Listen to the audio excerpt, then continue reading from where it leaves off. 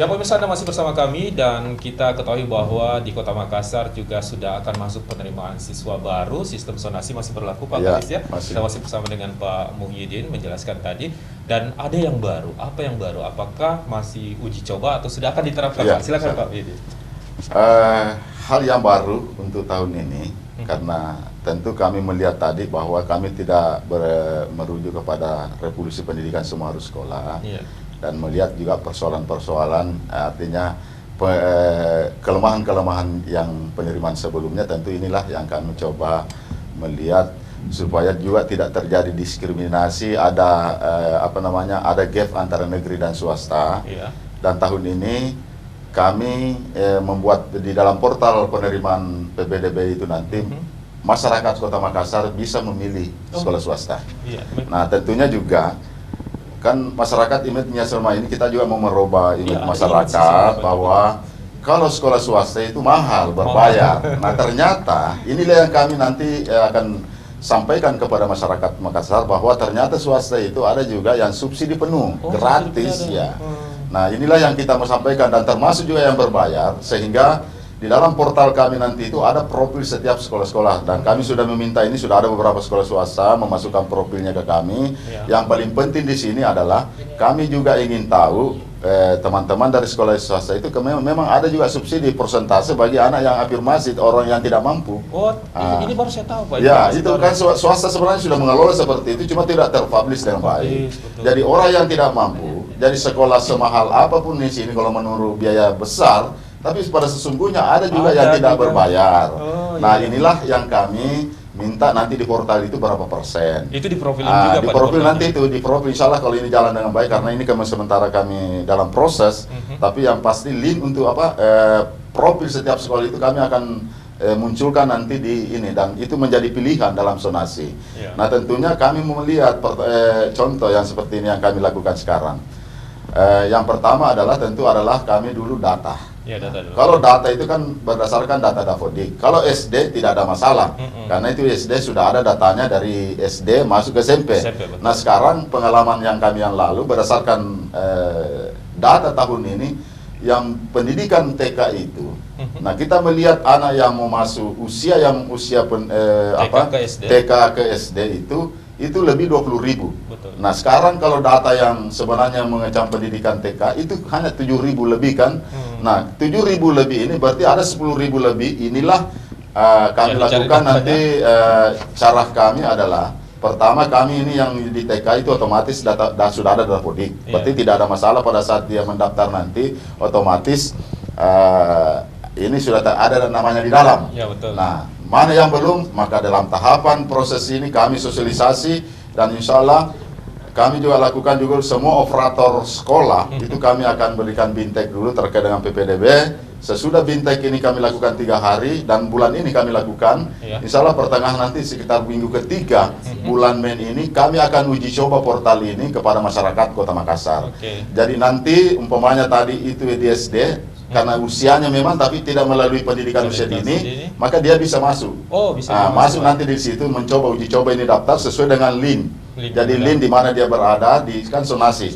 Berarti dia zonasinya di mana, kemudian di situ nanti dia daftar sekolah mana di daerah masuk zonasi mereka, dan kami juga sudah memang kelompokkan juga zonasi itu dengan per kecamatan, sehingga ini yang tidak ada datanya otomatis nanti ini masuk di data kami. Jadi pada saat nanti uji coba ini tidak ada masalah, kan kami evaluasi juga portal nanti. Kalau di sini nanti tidak ada lagi keluhan-keluhan orang tua, maka nanti pada saat pendaftaran sisa dilanjutkan karena sudah ada datanya di dalam. Artinya bainiknya nanti di situ. Addressnya. Pak, artinya di portal ini juga bisa menampung keluhan dari masyarakat sekaligus. Bisa. Nanti ada pengaduan nanti di situ kita sampaikan. Jadi artinya kami minta bahwa memang harus ada sosialisasi dan harus ada uji coba. Karena uji coba ini kita juga mau dari bersama dengan Kominfo. Itu nanti kita mau lihat server kita di mana letak kelemahan-kelemahan itu yang kita benahi.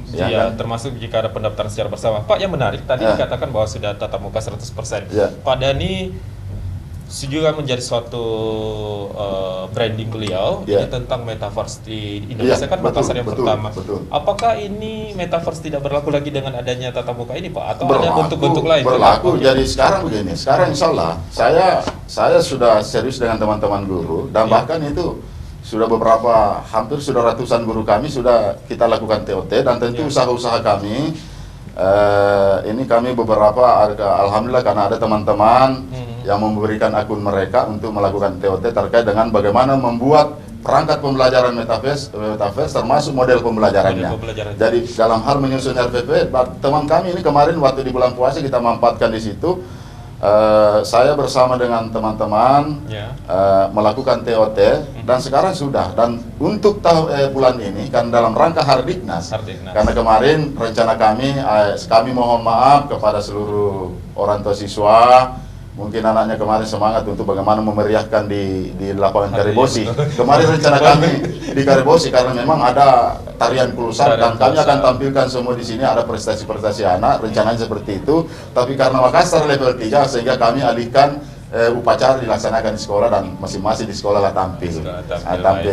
Nah, terkait dengan itu insya Allah terkait dengan PDDB ini kami ingin bahwa insya Allah itu menjadi tanggung jawab, bukan kami nanti berakhir tugas kami setelah anak sudah tertampung semua. Tidak seperti itu, Pak, ya. Baik, Pak, ini menarik juga. Apa lagi yang akan dilakukan oleh Dinas Pendidikan Kota Makassar, terutama selama tahun ini, Pak? Program. Misalnya yang pertama tadi itu perangkat pembelajaran, dan tahun ini kami sudah untuk menerapkan. Jadi tahun ajaran baru nanti ini kita akan menerapkan kurikulum Merdeka Mandiri. Mandiri. Jadi salah satu tadi itu adalah kurikulum Merdeka Mandiri ini adalah relevansinya, dan inilah kurikulum yang bisa jadi betul-betul anak merdeka belajar dan guru merdeka mengajar, dan tentunya ada kaitannya tadi dengan pendidikan metaverse. Jadi metaverse ini kita tuntut. Jadi kalau beda kemarin K13 itu, kemarin itu kan guru membuat RPP rencana perangkat pembelajarannya mereka itu, dia buat RPP-nya, terus guru ini ya kalau sesama mata pelajaran kalau masa bodoh ya saling copy paste saya teman. Tapi sekarang guru dengan kurikulum mereka mandiri otomatis bahwa dia harus kreatif, ya kan? Harus kreatif betul-betul. Metaverse ini kita bicara metaverse, insya Allah untuk dalam rangka Hardiknas ini kami di tanggal 20-an ini nanti rencana kami tetap ada lomba. Dan salah satu kami lombakan adalah guru-guru kami lombakan terkait dengan perangkat pembelajaran metaverse. Ini menarik. Jadi ini sudah ada. Dan bahkan sebenarnya sudah bisa dipraktekkan ini, dan kami yakin dan percaya bahwa karena kita harus menuju ke sana, apalagi sekarang 4.0 itu tidak bisa kita hadapi. Akan masuk ke situ. Baik, Pak Muhyiddin, kita di segmen akhir ada closing statement yang ingin disampaikan, Pak. Silakan singkat. Insya Allah Bapak dan Ibu seluruh sekalian orang tua siswa, yang pasti bahwa kami selaku penanggung jawab pendidikan Kota Makassar, dan tentunya terkait dengan revolusi pendidikan semua harus sekolah, kami minta kepada seluruh masyarakat Kota Makassar, kami utamakanlah pentingkanlah pendidikan dibanding hal-hal yang lain. Nah, pendidikan ini kami tidak mau lagi masyarakat Kota Makassar tidak ada anak yang tidak sekolah. Kemudian dan tentunya kalaupun ada anak yang sempat terputus, karena ada 2 program yang kami untuk mewujudkan ini tentu adalah pendidikan kesetaraan ini. Jadi kami sudah beberapa dan tentunya peran-peran tokoh masyarakat dalam hal ini RT RW nanti memberikan data kepada kami. Contoh mungkin ada anaknya tadi terputus karena tidak tamat SD, sebetulnya usianya sudah usia SMP. Nah, inilah tanggung jawab kami. Insya Allah kami nanti akan memasukkan dulu pendidikan kesetaraan setelah kami asesmen, maka untuk masuk pakai A, dan kalau sudah dapat pakai A, kami nanti intervensi masuk ke pendidikan formal, SMP negeri, artinya atau SMP formal. Karena usianya jadi bukan pakai paket. Jadi hal-hal yang begini nanti akan kami selesaikan semua. Dan seluruh masyarakat juga Kota Makassar terkait dengan ini, karena menyangkut ATS anak tidak sekolah, ini kan tentu menjadi tanggung jawab kami. Kami butuh data ini, dan memang terbukti bahwa ternyata banyak masyarakat kita punya keahlian tapi tidak punya legalitas. Contoh sekarang kecil saja, banyak warga kita mau bekerja, tetapi tidak punya paket, tidak punya ijazah sama sekali pun. Kan sekarang security saja itu membutuhkan pada saat dia mau menerima lamar pasti ada ijazah. Nah inilah kami sudah data-data dan alhamdulillah kami juga bersama dengan teman-teman, termasuk kemarin antara tugas Sipulung, Polrestabes, pemerintah Kota Makassar bersama teman-teman ex-kriminal, dan kemarin dikemas menjadi Batalion 120. Alhamdulillah itu ada 4.000 data, itu kami akan selesaikan semua mulai dari paket A, paket B, paket C.